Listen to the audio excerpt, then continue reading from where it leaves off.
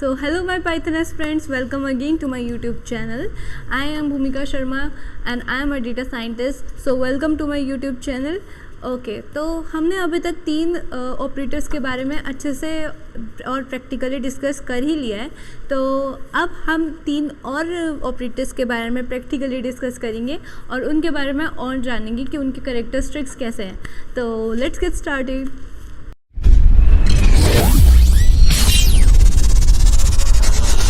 Okay तो जैसे कि मैंने आपको अभी बताया कि हम आज और 3 ऑपरेटर्स के बारे में डिस्कस करेंगे।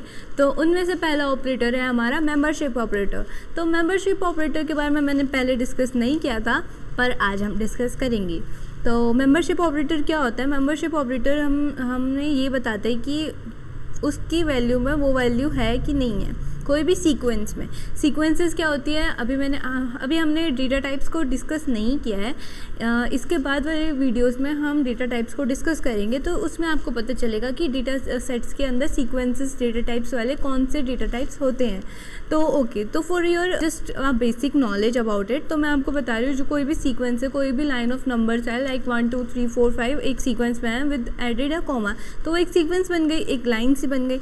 तो वही उस सीक्वेंस में वो वैल्यू है कि नहीं, उसको चेक करने को हम मेंबरशिप ऑपरेटर्स यूज़ करते हैं, इसीलिए यूज़ करते हैं। ओके, तो हम उसको एक एग्जांपल्स के थ्रू डिस्कस करते हैं। तो यहाँ पे मैंने एक लिस्ट तैयार करी है। लिस्ट एक डेटा टाइप होती है।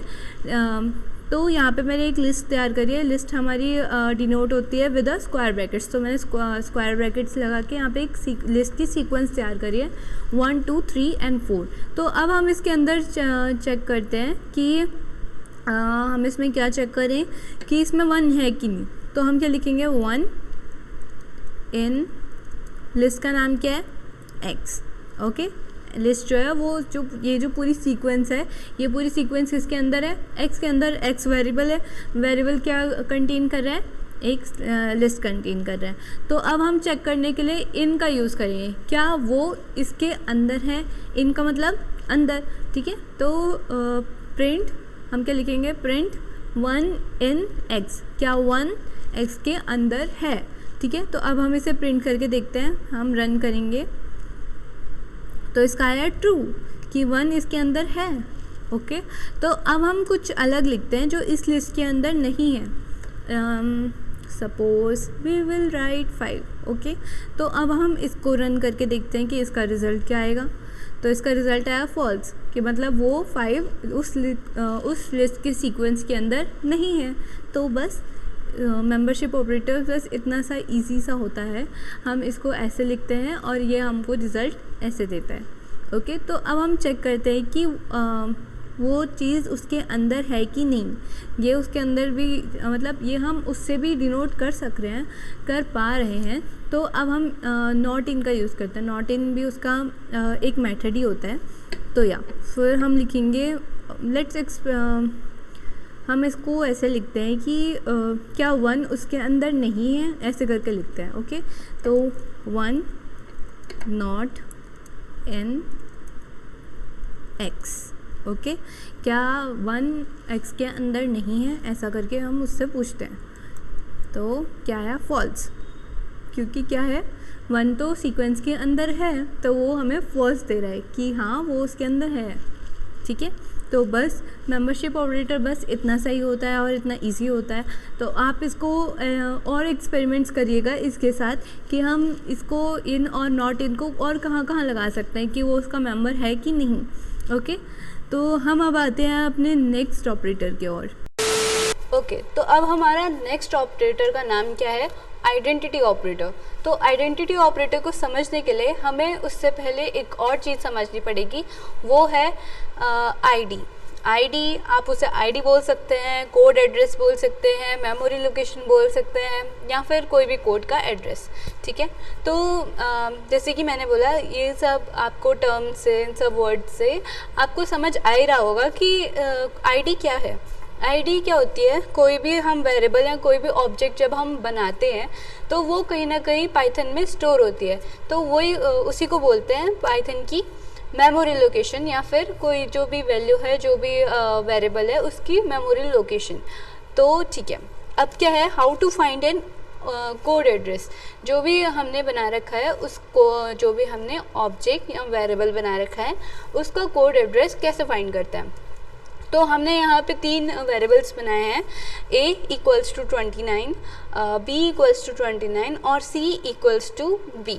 तो अब इसका मतलब क्या हुआ, a के अंदर भी 29 वैल्यू है, b के अंदर भी 29 वैल्यू है और c इक्वल्स टू b और b की वैल्यू क्या है 29। तो इसका मतलब हुआ कि c में भी 29 वैल्यू है।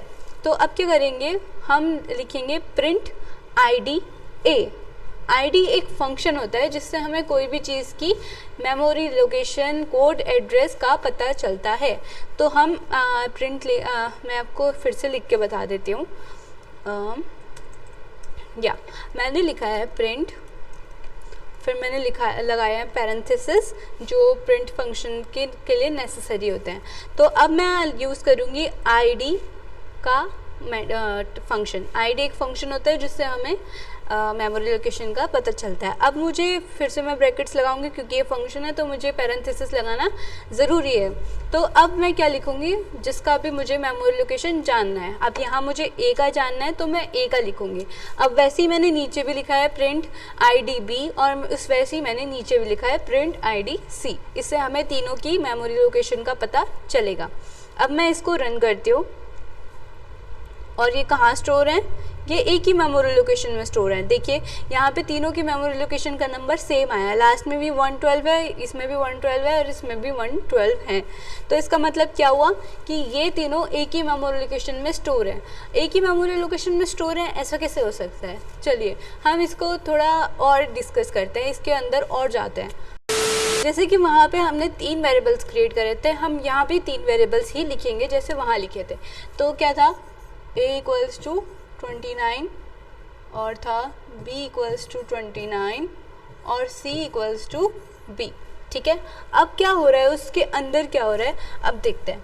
अब यहाँ पे क्या है, ये है a, ये क्या है, ये है b और ये क्या है, ये है c और यहाँ पे इनके टॉप में है 29 जो हमारी इन तीनों वेरिएबल्स में कॉमन है। ठीक है, एक ही वैल्यू है तो एक ही चीज़ बनेगी। अब ये क्या हो रहा है, ये है वेरिएबल्स। ठीक है, वेरिएबल्स क्या होते हैं, वेरिएबल्स क्या होते हैं, कंटेनर जो वैल्यू कंटेन करते हैं। अब ये हुए कंटेनर्स और ये है वैल्यू। अब ये क्या कर रहे हैं, b भी इसको पॉइंट कर रहा है, a भी इसको पॉइंट कर रहा है और c भी इसको पॉइंट कर रहा है। तो इसका मतलब क्या हुआ, ये तीनों एक ही चीज़ को पॉइंट कर रहे हैं। तो इसकी मेमोरी लोकेशन जहाँ होगी, ये जहाँ पे स्टोर होगा उसका नंबर वो बहुत लेंदी नंबर है, उसका लास्ट नंबर था 112, ये इसका उसका लास्ट नंबर था। तो मतलब ये एक वैल्यू यहाँ पे स्टोर है। तो मतलब इसलिए जो हमारा आउटपुट आ रहा था उसमें तीनों की मेमोरी लोकेशन सेम आ रही थी। ठीक है, तो लेट्स कंटिन्यू। ओके, तो यहाँ पे मैंने एक और कमेंट लिखा है, to find the id address of the code we use id function to get an code address, therefore this denotes that in which container where और in which id the code is stored. ठीक है, तो अब आपको पता चल गया कि id क्या होती है, कोड एड्रेस क्या होता है, मेमोरी लोकेशन क्या होती है। तो अब हम आते हैं अपने ऑपरेटर पे। ऑपरेटर का नाम क्या है, आइडेंटिटी ऑपरेटर। अब ये आइडेंटिटी ऑपरेटर क्या करता है, identity operators are use to compare objects based on their memory location. Identity operator क्या करेगा, कोई भी ऑब्जेक्ट को, कोई भी वेरिएबल को की मेमोरी लोकेशन के ऊपर उन दोनों को कंपेयर करेगा। ठीक है, These operators check if two variables refer to the same object in memory or not. ये देखेगा कि वो दो वेरिएबल्स एक ही मेमोरी लोकेशन पे स्टोर हो रहे हैं या नहीं हो रहे हैं। ठीक है, तो अब जैसे कि मैंने यहाँ पे दो वेरिएबल्स क्रिएट करे हैं, one is x and one is y, दोनों में सेम वैल्यूज़ डाली है मैंने। पर अब हम क्या करेंगे, जैसे हमने मेंबरशिप ऑपरेटर में देख करा था कि उसमें इन और नॉट इन का यूज़ किया था, वैसे ही इसमें इज़ और इज़ नॉट का यूज़ करेंगे। ठीक है, तो हमने पहले लिखा है कि दो वेरिएबल्स आई हैव मेड और उसके बाद मैंने लिखा है प्रिंट, जैसे लिखते हैं x इज़ y। तो ये क्या चेक करेगा कि x और y सेम मेमोरी लोकेशन में है या नहीं है। ठीक है, मैंने आउटपुट के लिए लिखा भी है कि आउटपुट इसका ट्रू आएगा कि हाँ वो एक ही मेमोरी लोकेशन में स्टोर्ड है, क्योंकि दोनों की वैल्यू क्या है, सेम है, तो वो एक ही मेमोरी लोकेशन में स्टोर होंगे। अब क्या आएगा, इज़ और नॉट। ठीक है, अब उसके अंदर है वो दोनों एक ही मेमोरी लोकेशन में है कि नहीं है, वो वाला चेक करेंगे। अब क्या करेंगे, हमने दो वेरिएबल्स फिर से क्रिएट कर रहे हैं, x में 5 है और इस बार y में 3 है। तो हम लिखेंगे print x is not y। ठीक है, क्या x इसके उस वही वाली मेमोरी लोकेशन में है या नहीं है, तो इसका आएगा ट्रू। क्यों आएगा ट्रू, क्योंकि x की वैल्यू अलग है, y की वैल्यू अलग है, दोनों अलग अलग मेमोरी लोकेशन में स्टोर हो रहे हैं। तो ये क्या बोलेगा कि हाँ कि दोनों अलग अलग मेमोरी लोकेशन में स्टोर हो रहे हैं। तो हम इसको रन करते हैं, तो क्या आया, दोनों का आउटपुट ट्रू। ठीक है, तो ये था हमारे आइडेंटिटी ऑपरेटर्स। तो अब आते हैं हम दूसरे ऑपरेटर्स के ऊपर, जो है लॉजिकल ऑपरेटर। ओके, तो हमारा लास्ट ऑपरेटर है लॉजिकल ऑपरेटर। लॉजिकल ऑपरेटर के ऊपर भी हम पहले डिस्कस कर चुके हैं। लॉजिकल ऑपरेटर्स में 3 तरह के ऑपरेटर आते हैं, एंड ऑपरेटर, और ऑपरेटर और नॉट ऑपरेटर। ठीक है, तो हम सबसे पहले देखेंगे एंड ऑपरेटर क्या करता है। The and operator returns true if both operands are true. वो ट्रू रिटर्न करेगा जब दोनों के दोनों ऑपरेंड्स ट्रू होंगे। ठीक है, मतलब दोनों की जो वैल्यूज़ होंगी या फिर दोनों की जो करेक्टरिस्टिक्स होंगे वो ट्रू के अंदर काउंट होते होंगे, otherwise it will returns false. अगर दोनों में से कोई भी कंडीशन फॉल्स होगी तो वो फॉल्स देगा।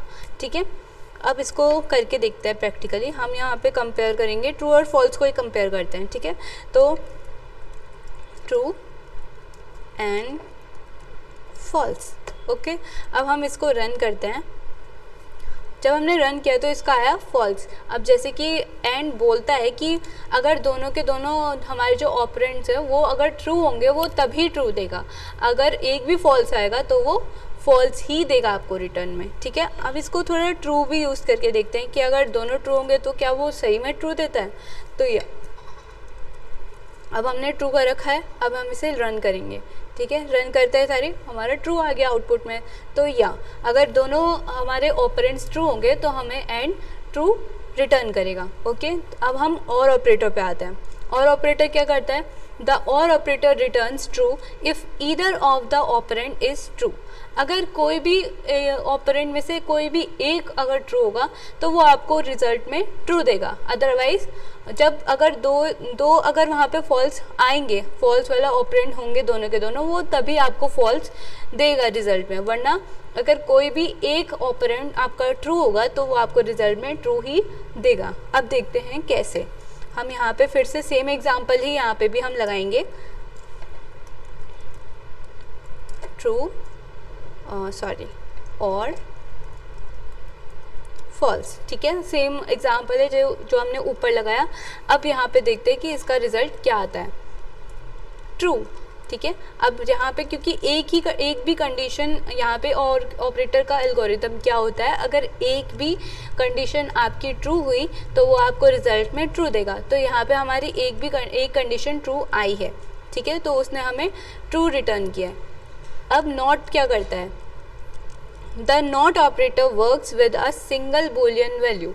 वो सिर्फ एक सिंगल बूलियन वैल्यू के साथ काम करता है। जैसे ऊपर तो हमने ट्रू और फॉल्स दोनों लगा रखी थी, पर नॉट क्या करता है, वो एक ही सिंगल बूलियन वैल्यू लेगा। ठीक है, it returns false if the operand is true and vice versa. वो हर चीज़ उल्टी कर देता है। अगर हमारा ऑपरेंड ट्रू होगा तो वो हमें रिजल्ट में फॉल्स देगा, अगर हमारा ऑपरेंड ट्रू होगा तो वो हमें फॉल्स देगा, और अगर हमारा ऑपरेंड फॉल्स होगा तो वो हमें ट्रू देगा। अब देखते हैं कैसे। अब यहाँ लिखते हैं प्रिंट और करते हैं नॉट 1। ठीक है, 1 किस लिए डिनोट होता है, ट्रू के लिए। तो हमने लिखा है नॉट 1, तो क्या होता है, वो ट्रू होता है, तो हमारा रिजल्ट क्या आना चाहिए, ट्रू आना चाहिए। पर यहाँ क्या आ रहा है, फॉल्स। हमारा आएगा फॉल्स, तो वो उल्टा करके देगा हमें जो भी चीज़ होगी। ठीक है, हमारा एक ही ऑपरेंड यूज़ हुआ है, 1 इज़ एन ऑपरेंड। ठीक है, हमें नॉट 1 लिखा है तो 1 ऑपरेंड हुआ, और 1 की वैल्यू क्या होती है, वैसे ट्रू के अंदर आता है 1। ठीक है, तो नॉट क्या करता है, उसको वाइस वर्सा कर देता है, हमें उल्टा रिजल्ट देता है। ठीक है, तो यहाँ पे तभी उसने हमें फॉल्स दिया है। ठीक है, ओके, तो हमने अब अपनी ऑपरेटर्स की सीरीज़ ख़त्म कर दी है। तो आज से हमारा ऑपरेटर्स पढ़ना बंद नहीं, मतलब आप आगे पढ़ते रहिएगा, इनको और चीज़ों में यूज़ करिएगा, नए नए प्रोजेक्ट्स बनाइएगा, उसमें कैसे यूज़ करा जाता है ऑपरेटर्स को देखिएगा। ठीक है, तो आज के लिए इतना ही। अब हम मिलते हैं अपनी नेक्स्ट वीडियोस में, तब तक stay tune about our videos, और हमारे चैनल को सब्सक्राइब ज़रूर करिएगा, लाइक करिएगा, कमेंट करिएगा। आपको कुछ डाउट्स हैं वो हम कमेंट्स में भी क्लियर करेंगे, और अपनी नेक्स्ट वीडियो में भी कोशिश करेंगे अगर आप कमेंट्स करेंगे तो। So thank you very much.